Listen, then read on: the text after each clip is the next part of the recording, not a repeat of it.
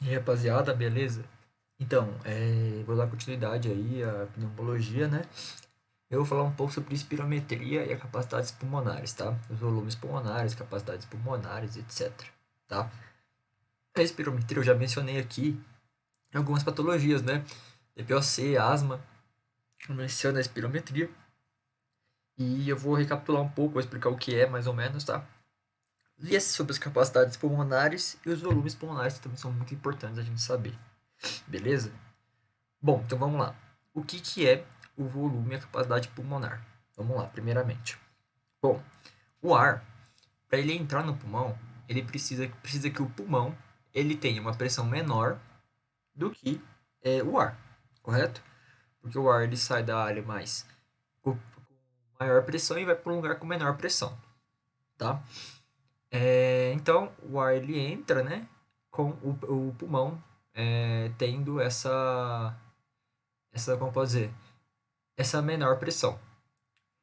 Uma das coisas que vão fazer com que isso aconteça vai ser o líquido pleural. Eu mencionei o líquido pleural aqui, na parte das doenças pleurais, que tem o derrame pleural, né, pneumotórax e tudo mais. O líquido pleural, ele dá uma pressão negativa ao pulmão, porque, como eu falei, ele vai impedir que o pulmão colapse, tá? E o líquido pleural fica, né, no espaço pleural entre a pleura parietal e a pleura visceral, beleza?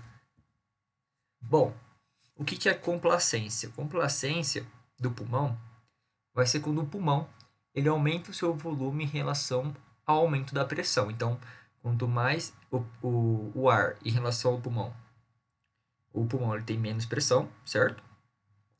E aí, quando entra volume, aumenta a pressão, o, o pulmão ele aumenta do volume, basicamente.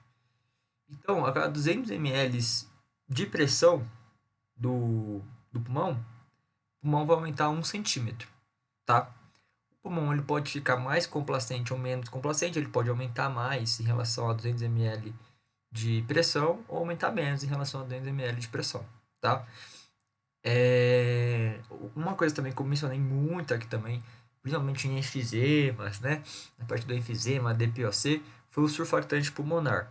O surfactante pulmonar ele é produzido pelos pneumócitos 2, que é a célula, né, do parênquima pulmonar, e ele vai ter essa função de evitar o colapso desses pulmões, tá? Eu até mencionei a questão do alfa-1 antitrypsina, né, que é um dos fatores que podem influenciar aí para uma pessoa ter DPOC e etc. Mas esse vai ser a complacência, basicamente, tá? A relação do aumento do volume em relação ao aumento da pressão aí do pulmão. Bom, agora eu vou falar um pouco dos volumes e um pouco das capacidades pulmonares, tá? Bom, o volume, o pulmão tem 4 volumes, tá?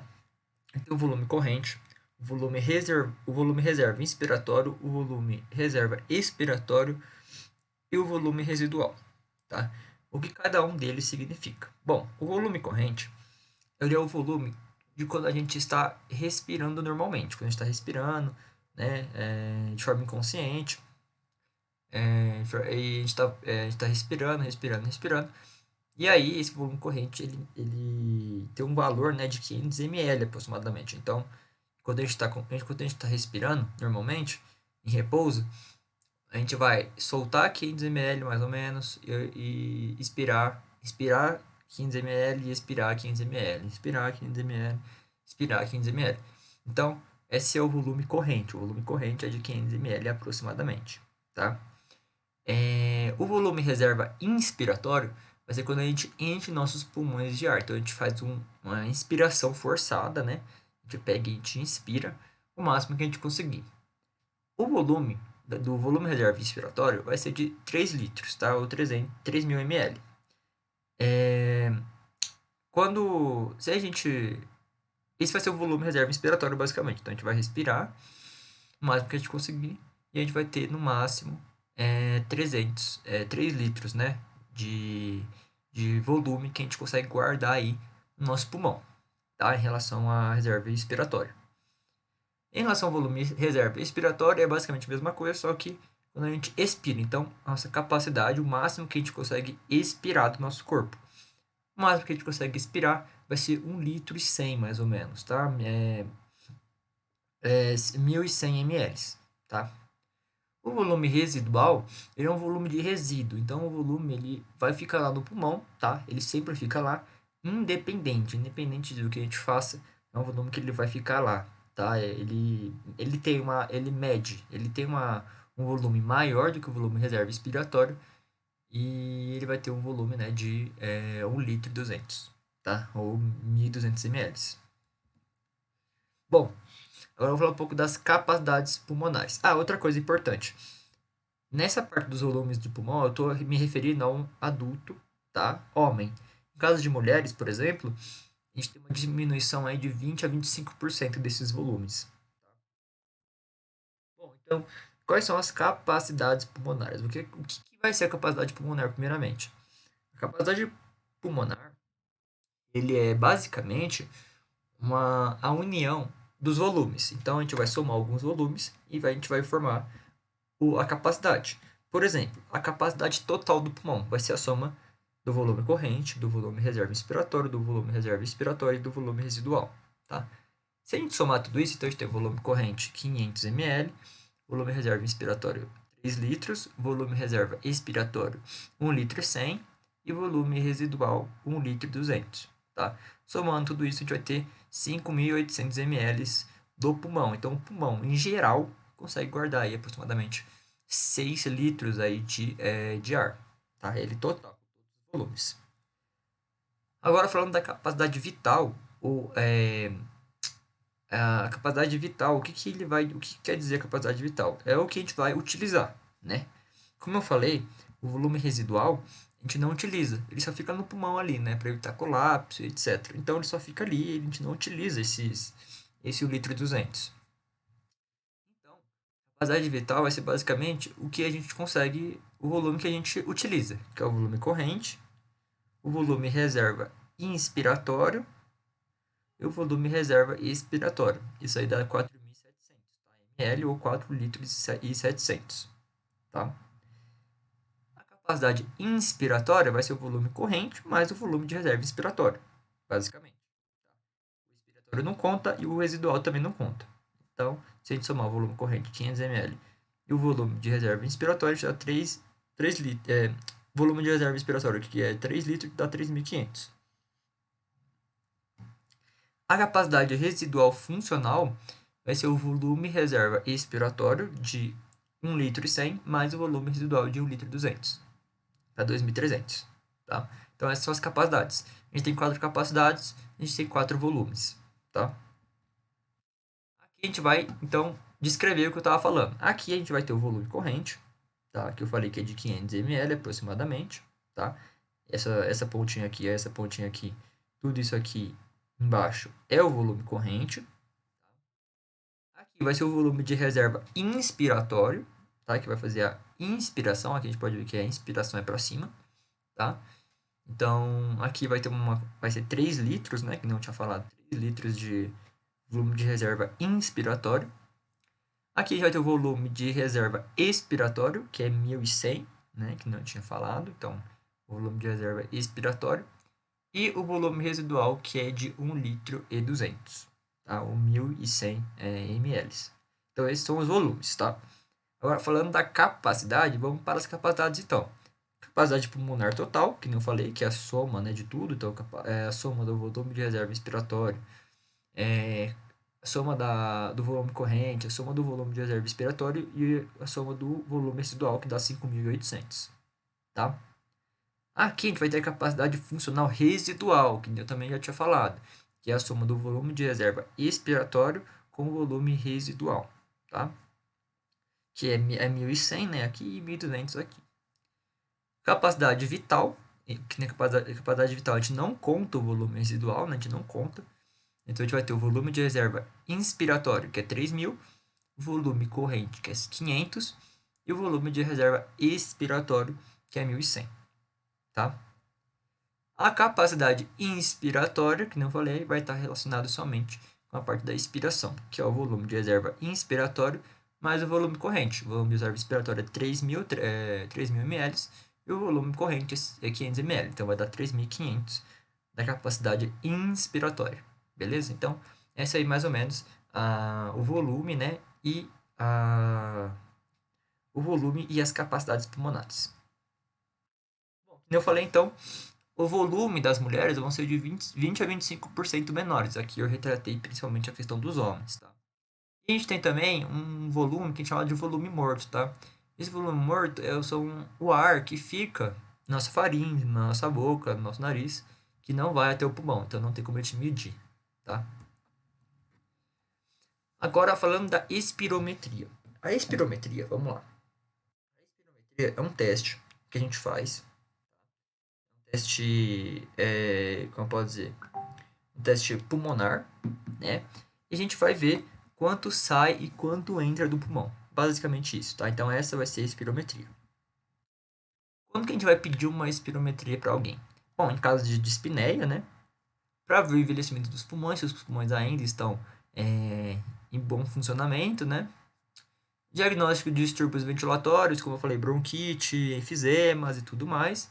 E para acompanhamento de tratamentos. Lembra que eu falei que a asma, ela responde muito bem a corticoides inalatórios, né? E no caso da, da DPOC não responde tão bem. Ela responde, mas não responde tão bem. E também isso ocorre, né, em relação aos os broncodilatadores, né? Os broncodilatadores também funcionam bastante, melhor, né, em relação à parte da, da asma. Bom, quais são as variáveis então na espirometria? Bom, a espirometria ela vai ter o pico do fluxo respiratório, tá? Que vai ser a maior quantidade de chegada, ou seja, o maior pico que ele vai atingir. A capacidade vital forçada, que é o maior volume em uma expiração, então, o maior volume que uma expiração pode chegar. O volume expirado forçado no primeiro segundo, que é quando o paciente ele expira, e aí no primeiro segundo a gente vê quanto que deu ali no VEF1. E o que a gente mais usa, na verdade, vai ser essa divisão entre o VEF1, que é o volume expirado forçado no primeiro segundo, e o CVF, capacidade vital forçada. Eu falei sobre eles também, que eles são muito utilizados aí na asma, na DPOC, né, na parte da espirometria. Bom, o que eu falei, o mais importante é o VF1 por CVF, tá? Você tem que dividir o VF1 dividido por CVF.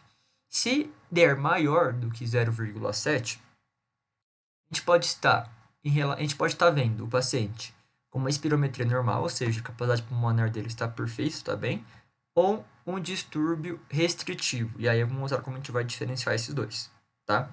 Se der menor que 0,7, lembrando, eu falei que quando a gente dá menor que 0,7, a gente pode diagnosticar com DPOC. Porém, a gente pode caracterizar como um distúrbio obstrutivo ou um distúrbio misto, ou seja, um distúrbio tanto restritivo quanto um distúrbio obstrutivo. Bom, agora vamos ver os casos que dá maior do que 0,7. A gente fez VF1 dividido por CVF e deu maior que 0,7. O que isso quer dizer? Como eu falei, a gente pode estar diante de uma espirometria normal ou de um distúrbio restritivo, tá? A gente já descarta o obstrutivo nessa questão, tá? Então a gente vai olhar o CVF agora somente. A gente fez a divisão, deu maior que 0,7. A gente vai ver somente o CVF.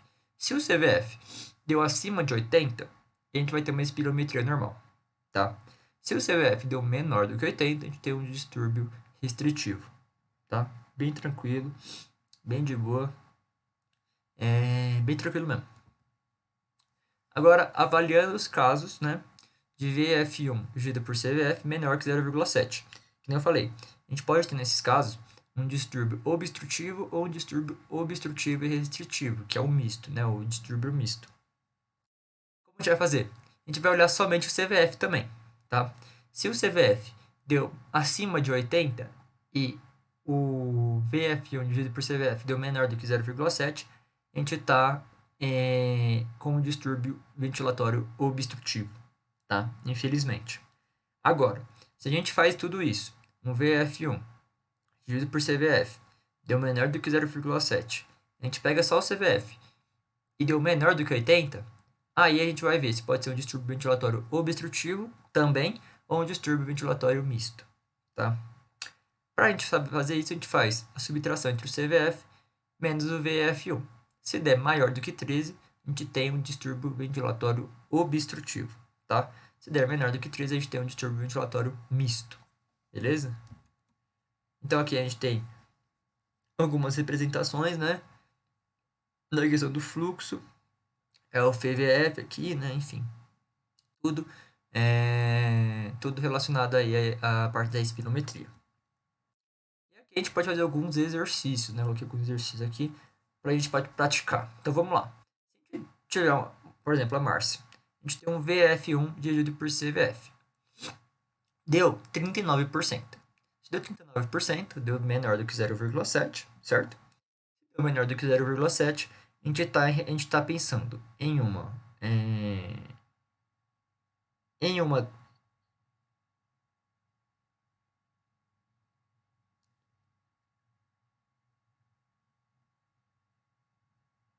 em uma parte obstrutiva, certo? Ou em uma relação mista, tá? Agora, a gente vê o CVF e o CVF deu menor do que 80, né? Menor do que 80. Se ele tem um menor do que 80, a gente vai pensar entre um distúrbio obstrutivo, também, ventilatório obstrutivo, ou um distúrbio, ou distúrbio misto, né? Se deu 70, a gente vai fazer isso aí, um distúrbio obstrutivo ou um distúrbio misto. E o que a gente faz? Faz esse menos esse. Deu 19. Deu mais do que 13. Então, é um distúrbio ventilatório obstrutivo leve, tá? Vou pensar nisso aqui. VF1 dividido por CVF não é menor do que 0,7. Menor do que 0,7, a gente vai pensar em um distúrbio. Tanto um distúrbio obstrutivo quanto um distúrbio misto. Então, a gente vai ver o CVF. CVF deu menor do que 80? Deu menor do que 80. Então, a gente vai pensar em um CVF. Então, a gente vai pensar no CVF.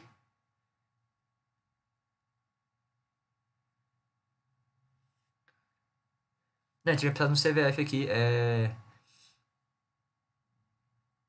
Ou ele vai ser obstrutivo, ou ele vai ser, ou ele vai ser misto, né? Então, a gente faz esse menos esse. Deu 11. 11 é um distúrbio ventilatório misto, tá? Aqui, VF1 dividido por CVF. Isso aqui deu uma ordem aqui 80, então 98. Então a gente está pensando tanto numa espirometria normal quanto um distúrbio restritivo. CVF deu 100%, então a gente está pensando em uma espirometria normal, tá? Aqui no Cláudio, VF1 dividido por CVF deu maior do que 70. Então a gente está pensando em um distúrbio restritivo ou numa espirometria normal. CVF deu menor do que 80, então é um distúrbio restritivo, tá? Distúrbio ventilatório restritivo. E é isso, tá? Espero que tenha entendido um pouco aí a questão da espirometria. E é isso.